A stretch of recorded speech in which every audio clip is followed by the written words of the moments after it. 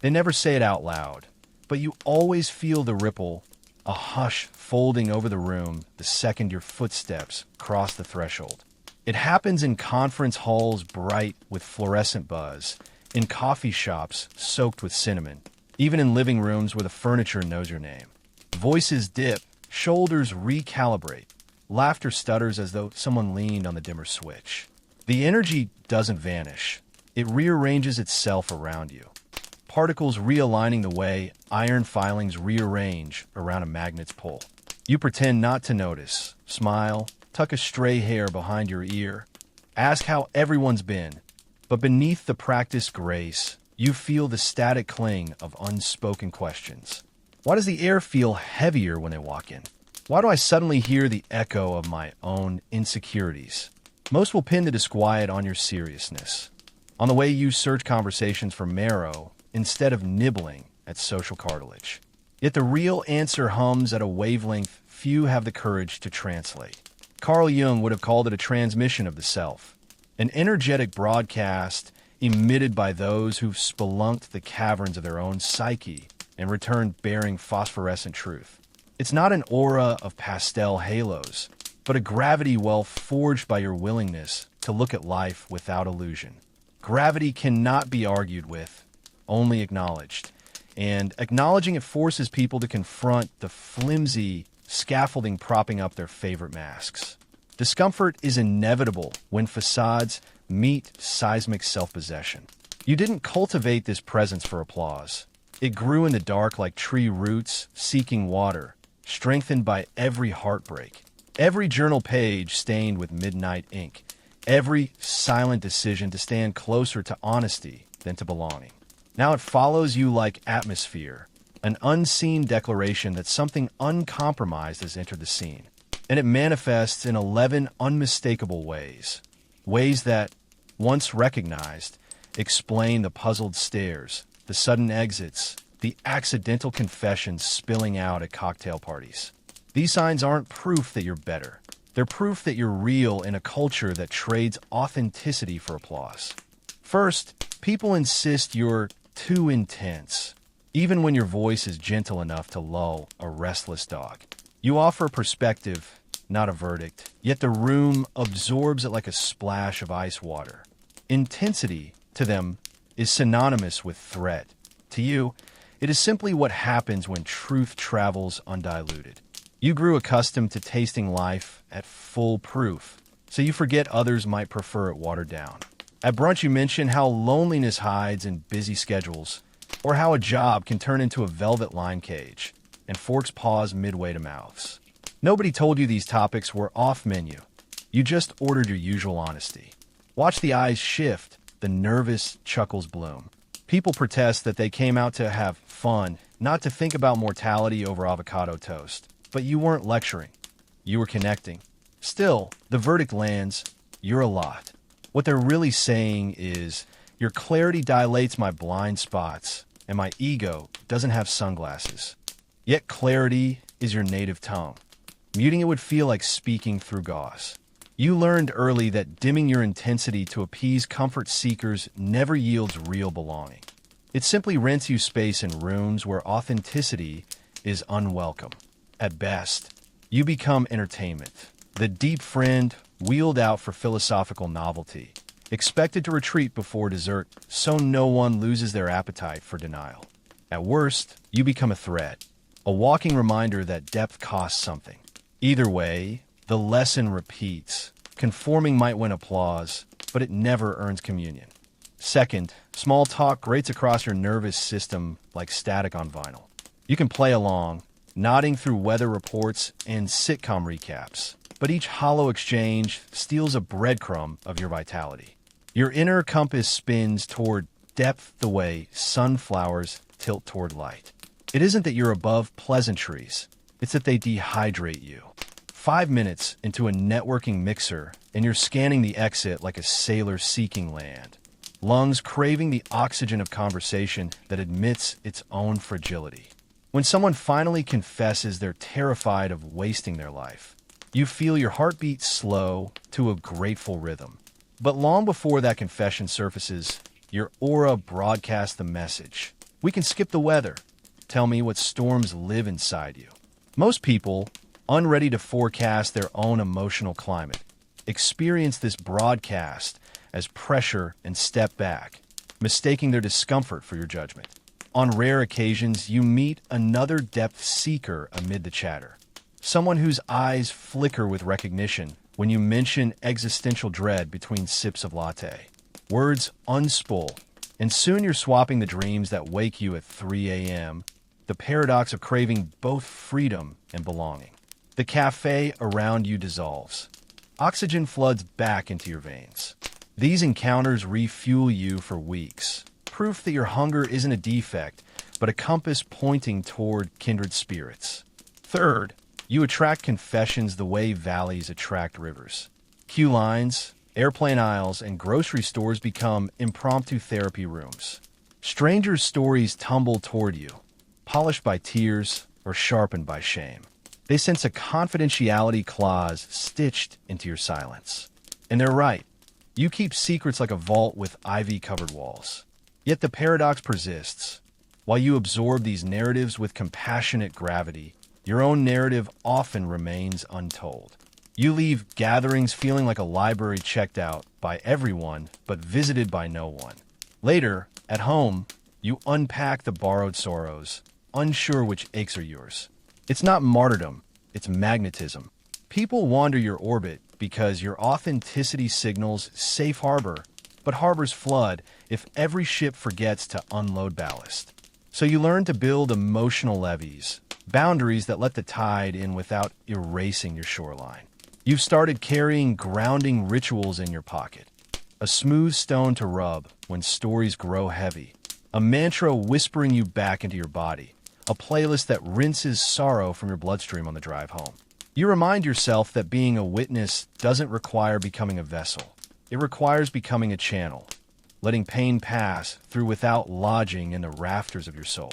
Still, there are nights you sit on the edge of the bathtub and let borrowed tears mingle with your own, honoring the simple fact that empathy always extracts a tithe. Fourth, eye contact with you isn't a glance, it's a pilgrimage. Someone meets your gaze and stumbles over an unspoken threshold where masks fog like glass. They look away, straighten a sleeve, make a joke about needing more coffee. They felt seen, not the curated LinkedIn version of themselves, but the backstage chaos. Your eyes, sharpened by evenings spent interrogating your own reflection, shine with the strange calm of someone who refuses to look away from what's real. Jung wrote that the self-aware person becomes transparent, allowing others to glimpse the depths, and transparency is a mirror. It reflects as much as it reveals. Thus, each sustained gaze offers an unintended audit. Who am I when someone sees past my performance? Some pass the test, settling into conversation that feels like stargazing. Others blink, flinch, and retreat into the safety of surface reflections. Children rarely look away. Their gaze lingers, wide-eyed and unafraid, sensing an adult who speaks the same native language of wonder. Pets too. Dogs plant themselves at your feet. Cats curl into your lap unbidden. Animals and children haven't yet mastered the art of self-deception, so your transparency feels like home rather than hazard. Their presence reminds you what it felt like before the world taught everyone to fear being seen. Fifth, your mere presence can tilt a gathering's emotional gyroscope. You step into a Monday staff meeting humming with casual banter, and within minutes the tone sharpens. Jokes limp to a halt, defensive smiles flicker. Someone clears their throat with theatrical fervor. You haven't spoken, you're still reading the agenda.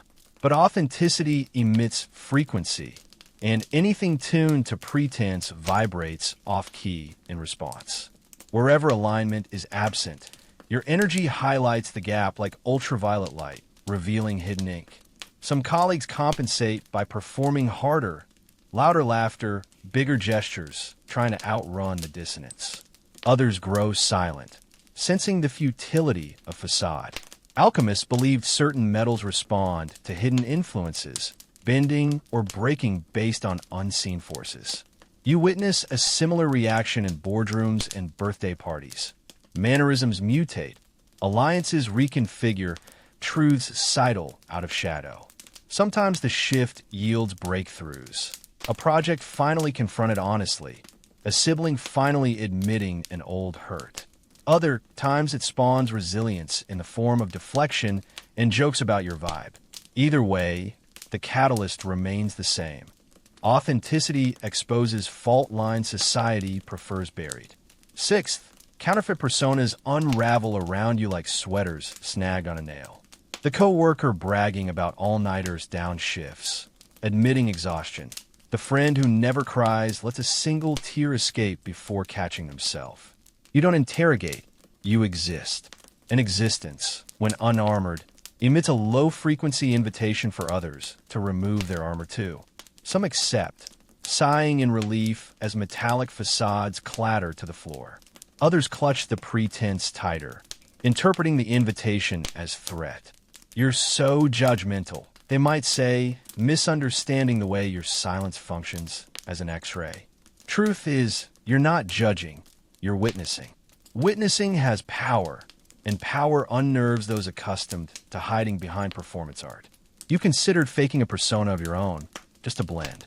But each attempt feels like wearing shoes 2 sizes too small. Eventually your feet blister and the path becomes unbearable. So you continue letting masks unravel, trusting that any relationship worth keeping thrives on shared nakedness. Better to be lonely in truth than celebrated in costume. Seventh, your questions turn everyday assumptions into wet clay. A dinner guest announces, "I've always believed success is about hard work." And you gently inquire, "How do you define success?" The question sounds simple, but tectonic plates shift beneath the tablecloth. They sputter anecdotes, family myths, Instagram slogans, none of which satisfy the newfound gap your curiosity excavated. You're not playing Socratic games. You're seeking the roots beneath beliefs. Yet those roots sometimes clutch buried grief. Parents who valued achievements over joy, a culture that equates worth with productivity. In your presence, excavations happen quickly, and not everyone is prepared for the archaeological dig inside their chest. They might accuse you of complicating things, but complexity was always there. You simply turned on the floodlights. You nurture your questions like heirloom seeds, planting them gently yet persistently. You've seen how a single inquiry, who benefits if you keep believing that, can sprout forests of self-understanding. But you also know questions can wound when wielded without compassion. So you couch them in gentleness, offering curiosity as a lantern, not a scalpel. Even so, lantern light reveals spiders in corners, and some prefer darkness. Eighth, intimacy with you moves at warp speed, and then, for some, slams on the brakes. A new acquaintance swears you're their soulmate friend after one evening, basking in a novelty of vulnerability like a cat sunning on fresh sheets. The next week they ghost, unsettled by how naked their truth felt in daylight. You didn't demand revelation. You merely welcomed it.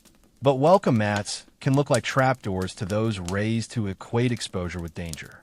Your aura's hospitality invites them to drop their defenses. Yet once defenseless, they panic, mislabeling freedom as peril. You learn to bless the comings and goings, knowing the door of authenticity swings both ways. You've learned to measure connection not by the speed of disclosure, but by the resilience after exposure. If someone retreats, you bless their boundary and release expectation. If they return, eyes equally open, you welcome them deeper, aware that intimacy is a spiral drawing closer with each pass rather than a straight line. Your circle narrows, but the bonds within it feel stitched with meteor threads. Rare, incandescent, unbreakable. Ninth, traditional power structures perceive you as both asset and anomaly. Supervisors who value innovative thinking seek your counsel. Those who rely on unquestioned authority eye you like a lit match near dry fields. You don't genuflect, but you also don't rebel for rebellion's sake. You simply occupy your sovereignty, an internal throne that answers to conscience over hierarchy. This quiet autonomy does more than challenge systems. It redefines them. revealing that respect earned through authenticity outlasts deference demanded by title. The insecure respond with micromanagement or subtle sabotage, haunted by the realization that positional power shrinks beside personal integrity. Meanwhile, mentors rooted in genuine confidence hand you keys to doors you never asked to open, pleased to see integrity mirrored back at them. You've seen corporate cultures pivot when someone with uncompromised integrity refuses to pad quarterly numbers. Sometimes the pivot is slight, policies clarified, transparency improved. Sometimes it's seismic, whistleblowing, resignations, revolutions. Your presence doesn't spark revolt. It simply refuses complicity, and refusal can be revolutionary enough. History remembers the quiet ones who said no and meant it. 10th, strangers feel drawn to you like moths to a lantern in a dark field. They hover, apologize for the randomness, then spill stories brimming with raw edges. A miscarriage never mourned, a dream job abandoned for parental approval, the quiet terror of turning 40 without a compass. You don't flinch. You've charted similar wildernesses. Your nod, your steady breath, your unhurried silence tell them they are safe to continue. When the story ends, they often exhale as if they've been underwater. Sometimes they hug you. Sometimes they vanish into the crowd. Regardless, you carry their narrative the way ocean waves carry moonlight, reflective, transient, yet undeniably changed by the exchange. Later, walking to your car, you replay each confession and marvel at humanity's hunger to be held in words. You wonder how many stories die unheard, how many secrets metastasize into bitterness for lack of witness. It hurts to imagine, yet it fuels your commitment to keep the lantern lit. Listening, then, is an act of activism. 11th, you read collective mood swings the way sailors read cloud formations. Before greetings are exchanged, you detect the unspoken tension between friends, the private grief vibrating beneath a colleague's perfected smile, the exhaustion hiding behind a relative's forced enthusiasm. It's a visceral download. The room's emotional barometer calibrates inside your chest. Left unmanaged, this sensitivity can morph into empathic vertigo. You walk out dizzy, saturated with feelings that aren't yours. Over time, you develop rituals, salt baths, forest walks, journaling pages until midnight, anything that sluices borrowed emotions down the drain. Your aura is porous by design. It lets light both in and out. But even light needs boundaries or it blinds. So you learn to let the resonance inform you without consuming you, turning empathy from a flood into an irrigation system that nourishes without drowning. Some days, the torrent of external emotion threatens to drown your own. You cancel plans, mute your phone, and walk until exhaustion shakes loose the clingy residue of other people's storms. You practice discernment, learning to ask, "Is this mine?" before claiming any feeling. Slowly, you master the art of porousness, open enough to feel, solid enough to stand. These 11 signatures aren't medals. They're mile markers on a pilgrimage toward radical authenticity. They prove you've sat in the furnace of your own contradictions until the ore of your being separated from dross. The glow people sense isn't charisma. It's the heat of alchemical fire still radiating from your core. Those who value comfort over transformation may call that heat oppressive. Yet others, shivering in the cold of their own denial, will draw near, hands outstretched. Your task is not to dim for the comfortable or burn for the shivering. It is to remain flame, steady, discerning, self-fed. When conversations falter at your arrival, remember, truth often enters with the subtlety of a bell tower. Ears ring, pulses quicken, silence swells. Give a room a beat to adjust. Give yourself permission to occupy the space without apology. Maintaining this presence requires care. Boundaries that breathe like lungs, friendships where reciprocity is more than a word, solitude rich enough to repopulate your interior world. Practice the art of selective revelation. Share, but not at the expense of exhaustion. Listen, but not to the point of erasure. You will lose people. Let them walk. A soul that has tasted freedom rarely bargains for cages again, even gilded ones built from other people's approval. And the ones who stay, the ones whose eyes do not dart away, who match your gaze with equal parts vulnerability and wonder, they will speak in dialects you thought forgotten. With them, you will not be too much. You will finally be met. So continue entering rooms and letting silence recalibrate. Continue asking questions that loosen the cement around old beliefs. Continue listening until stories unclench their fists. Your aura is not an accident. It is the natural byproduct of living awake. In a culture lulled by anesthetic comforts, wakefulness startles, sometimes even frightens, yet it also calls the sleepy to stir. Remember, your aura is not a burden to be managed, but a gift to be tuned. Like a finely crafted instrument, it needs regular calibration, silence, laughter, art, nature, so its music remains clear and generative. And just as musicians protect their instruments, you must protect your energy. Learn the difference between generosity and depletion, between serving and saving, between holding space and holding hostage. Do this, and your presence will not just unsettle. It will inspire, heal, ignite. Because the world doesn't need more palatable people. It needs more living truths. Let the call stand. Let the ripple spread. Because somewhere beyond the next threshold, another mirror soul is waiting to feel the shift and think, finally, someone turn on the lights.